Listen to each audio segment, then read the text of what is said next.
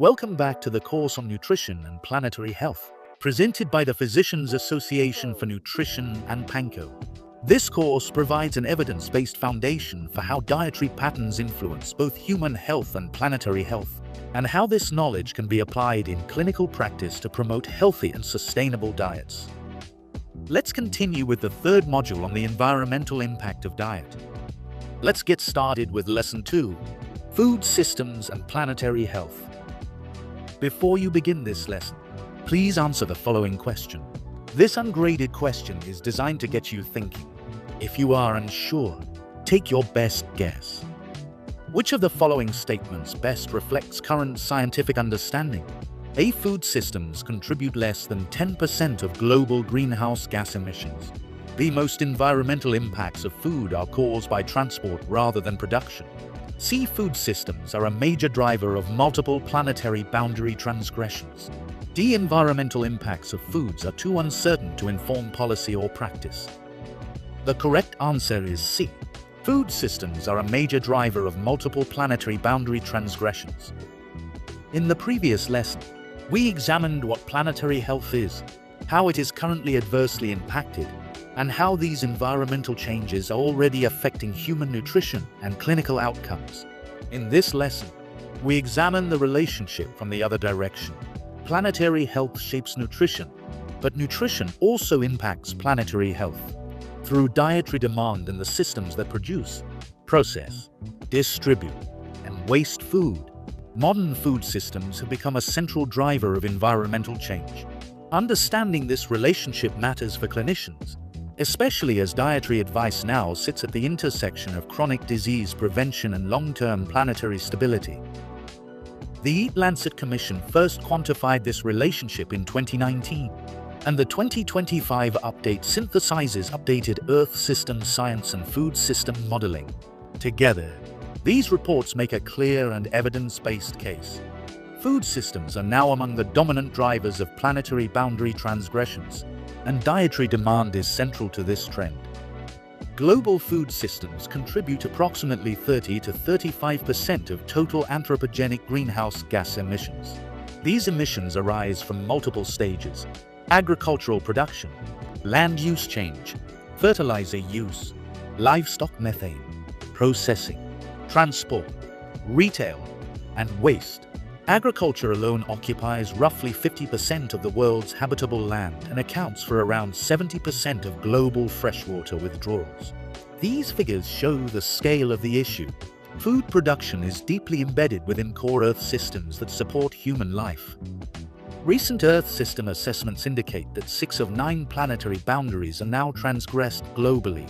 Food systems contribute substantially to several of these. Let's talk about climate change. Direct agricultural emissions account for approximately 11 to 19% of global greenhouse gas emissions, largely from methane and nitrous oxide. When land use change associated with agriculture is included, the contribution rises further.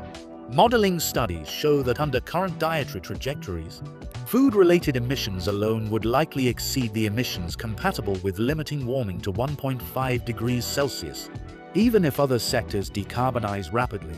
This means food systems must be treated as central to climate mitigation, not peripheral to it. Another planetary boundary of concern is land system change. Around 77% of global agricultural land is used for livestock production, including grazing and feed crops. Yet livestock products provide approximately 18% of global calories. Expansion of pasture and feed crops remains a major driver of deforestation in tropical regions. Land system change is closely linked to biodiversity loss and disruption of the carbon cycle. Continued expansion under current dietary patterns would exceed safe operating space for land use. Biodiversity loss is one of the most severely transgressed planetary boundaries. The global assessment by IPBES identifies agricultural expansion and intensification as leading drivers of species decline. Habitat conversion for cropland and pasture reduces ecosystem resilience. Loss of agrobiodiversity can also reduce dietary diversity and weaken long-term food system stability. Let's now consider the planetary boundary of biogeochemical flows.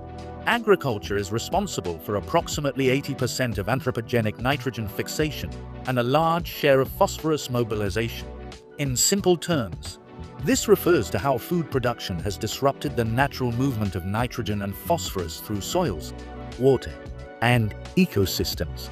Current food production exceeds safe planetary boundaries for nitrogen and phosphorus under prevailing dietary patterns.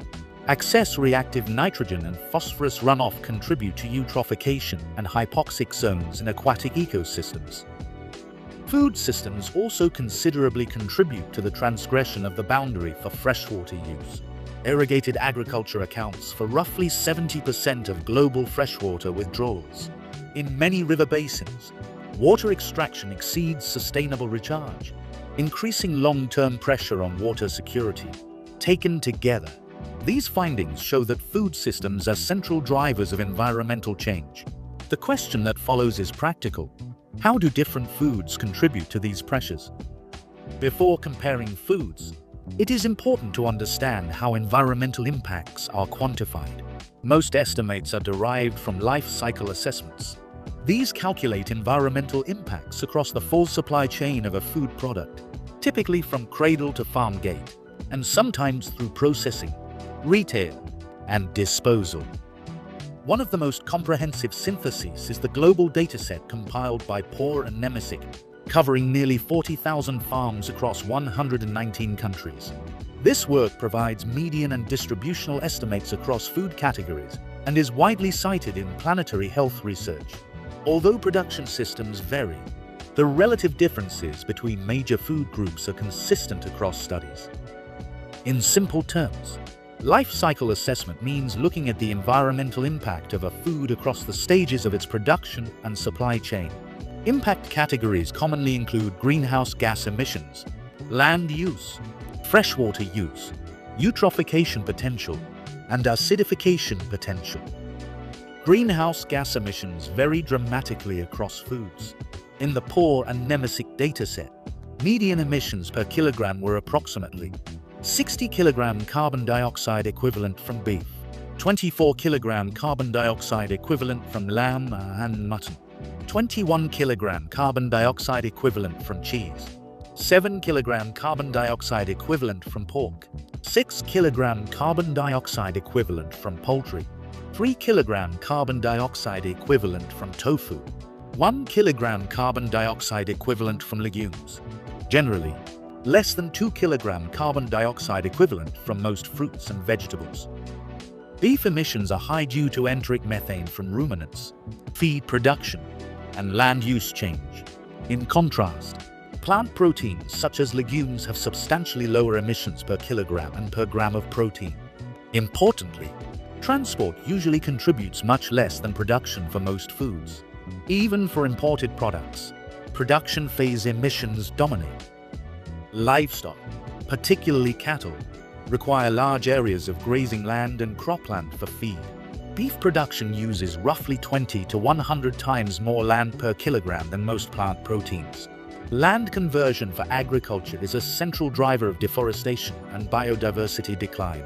Feed crops such as soy and maize, much of which is used for animal feed, further increase this land footprint. Water use varies depending on irrigation practices and geography. Some nuts and fruits can have high water footprints in water-scarce regions.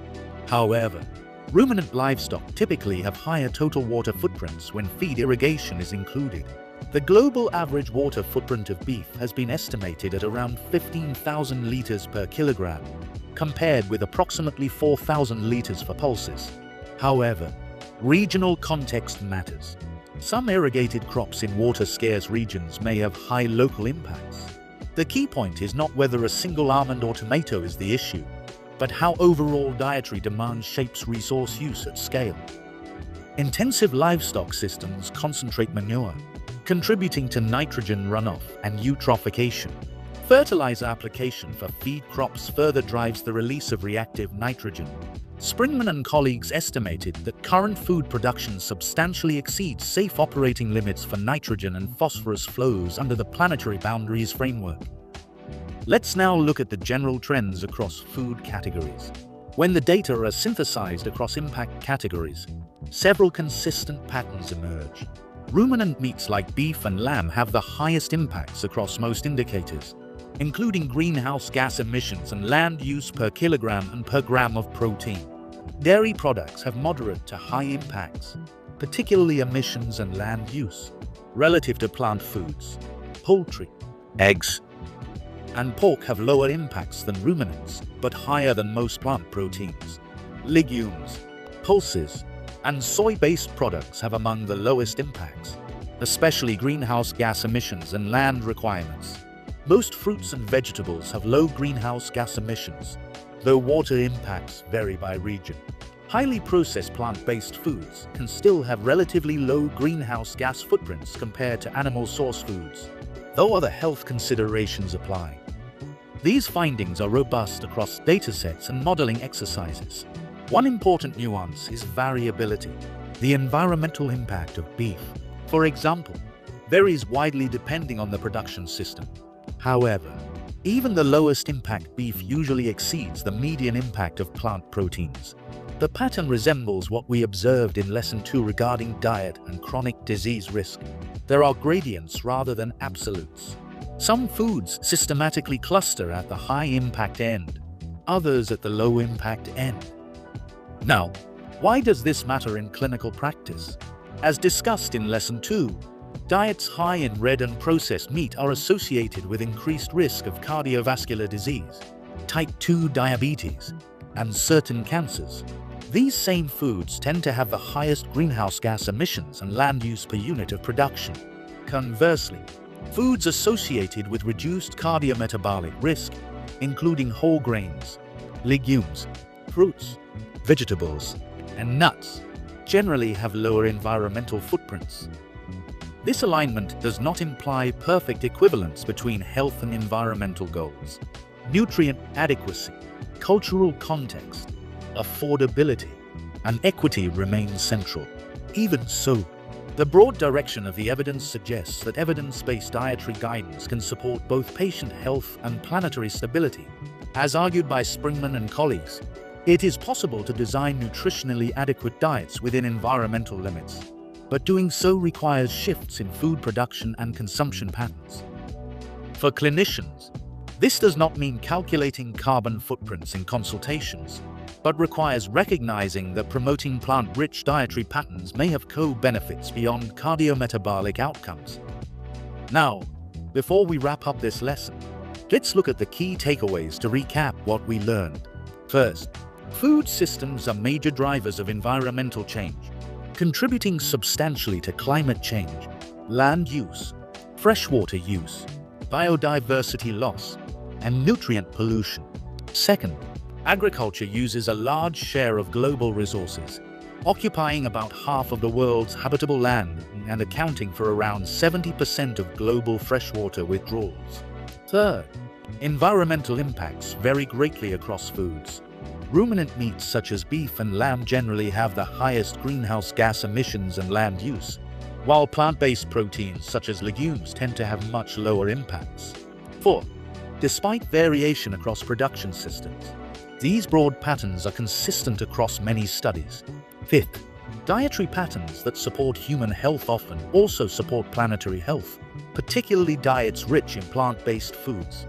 Sixth, clinicians do not need to calculate environmental footprints, but understanding these relationships helps place nutrition advice within the broader context of long-term human and planetary health. Before you move to the next lesson, let's assess your learning through a quick question.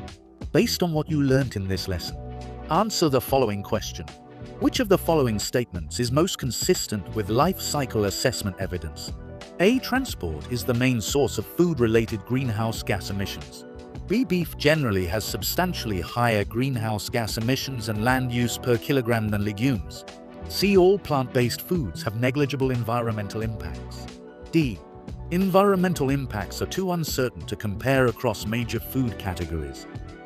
The correct answer is B. Beef generally has substantially higher greenhouse gas emissions and land use per kilogram than legumes. In this lesson, We have examined how food systems contribute to planetary boundary transgressions and how the environmental impacts of individual foods are measured and compared. The evidence indicates large and systematic differences across food categories, particularly between ruminant meats and plant-based proteins. In the next lesson, we move from individual foods to dietary patterns. What does a healthy and sustainable dietary pattern look like when nutritional adequacy and environmental limits are considered together? We would value your feedback. Please scan the QR code on screen to share your thoughts on the course content and help us improve this learning resource. Thank you for watching this lesson. This is the course on nutrition and planetary health, developed and presented by the Physicians Association for Nutrition and PANCO. You can now move on to the next lesson.